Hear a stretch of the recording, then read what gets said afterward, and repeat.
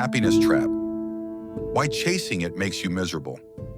Are you secretly exhausted from wearing the mask of happiness? From posting the perfect smile saying, "I'm fine," when deep down, you're not. We live in an age obsessed with good vibes only, yet never before have so many people felt empty inside.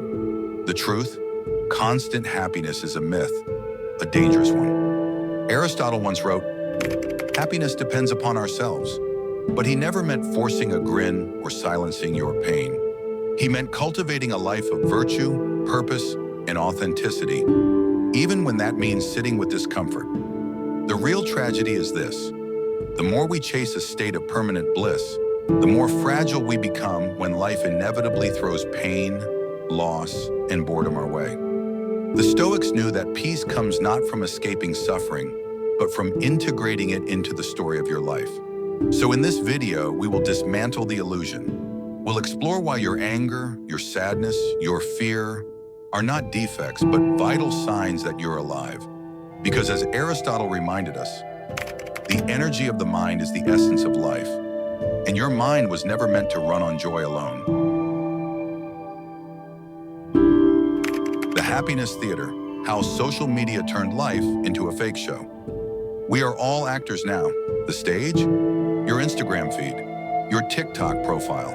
The script, "I'm doing amazing." The costume, that perfect smile, even if you cried in the bathroom 5 minutes ago. Aristotle once wrote, "The most virtuous are those who content themselves with being virtuous without seeking to appear so." But in our age, appearing happy has become more important than being happy. Social media has made performance the new reality, and we've all learned our lines. Hustle culture only tightens the mask. The rise and grind mindset, the self-help mantras, the endless books promising a shortcut to joy, they all tell us to keep pushing, keep optimizing, keep leveling up. But here's the cruel twist. The harder you work to look happy, the further you drift from actually feeling alive. And so, your life becomes a broadcast. You post the highlight reel while hiding the messy footage. You suppress anger because it's negative energy. You silence sadness because it's bad for your brand. You feel the constant, invisible weight of having to be on. The Stoics would call this slavery, not to another person, but to an image. Aristotle would challenge you. If your joy exists only when someone is watching, is it joy at all? Because the truth is, the applause fades, the likes stop, and when the spotlight goes dark, you're left alone with yourself. The self you've been ignoring, the one who's been asking all along, when do I get to be real? The science you're not supposed to know about happiness. What if I told you, your brain was never designed for constant happiness? In fact, it fights against it. Neuroscience is clear. Emotions like sadness, anger, fear, the ones you've been told to get rid of, are not flaws. They're your survival tools. Fear sharpens your senses, sadness deepens your bonds, anger fuels change, even boredom pushes you toward growth. Aristotle understood this centuries before brain scans proved it. The energy of the mind is the essence of life, and that energy is born from contrast, not endless sunshine. Evolution agrees. Your ancestors didn't stay alive by grinning through danger. They survived because discomfort kept them moving. Pain taught them lessons pleasure never could.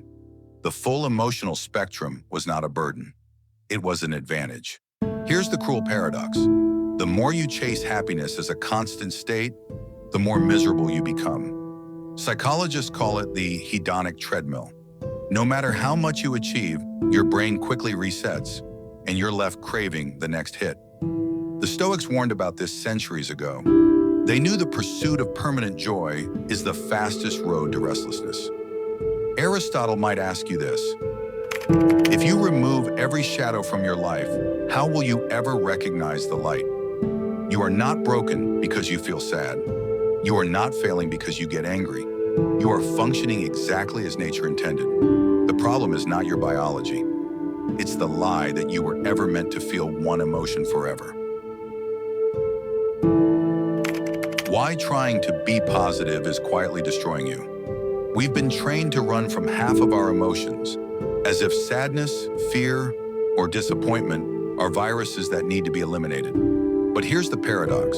The more you fight them, the stronger they grip you. Aristotle once said, "It is the mark of an educated mind to be able to entertain a thought without accepting it." The same is true for feelings. You can allow sadness to exist without letting it define you. You can sit with anger without letting it burn you. You can acknowledge fear without letting it stop you. The secret is learning to live in the and. You can be joyful and anxious, grateful and grieving, excited and terrified.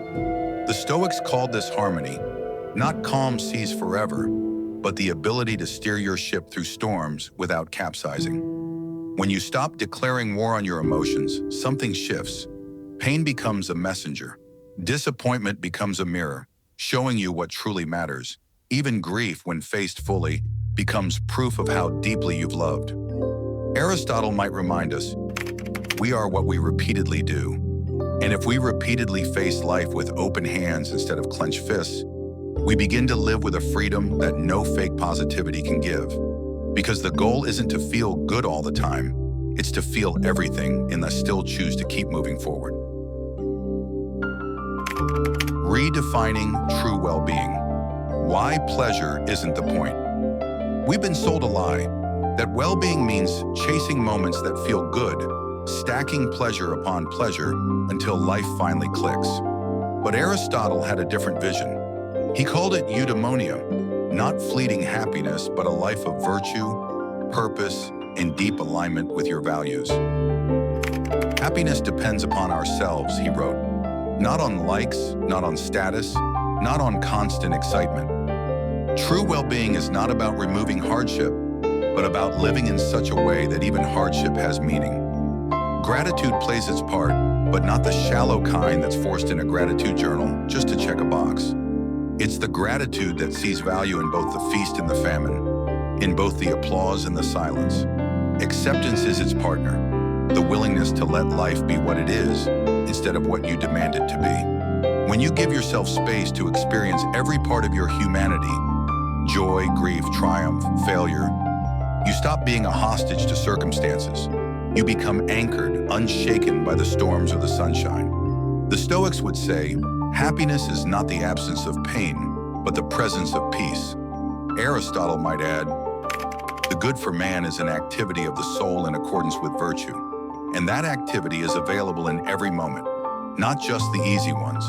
This is the shift from chasing a high to cultivating a foundation, from trying to feel good now to building a life you can look back on and say, that was worth living. The shocking truth. You were never meant to be happy all the time. What if the peace you've been searching for was never about feeling happy every moment? What if the real secret was this?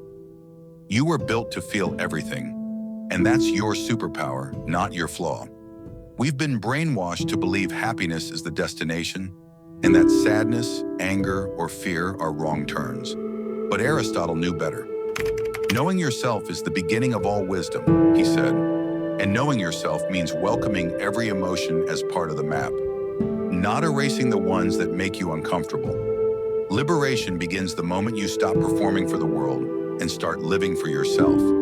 When you can look someone in the eye and say, I'm not okay right now, without shame.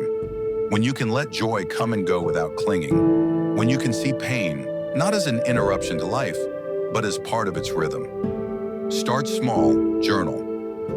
Not to fix your feelings, but to understand them. Breathe, to stay anchored when the storm hits.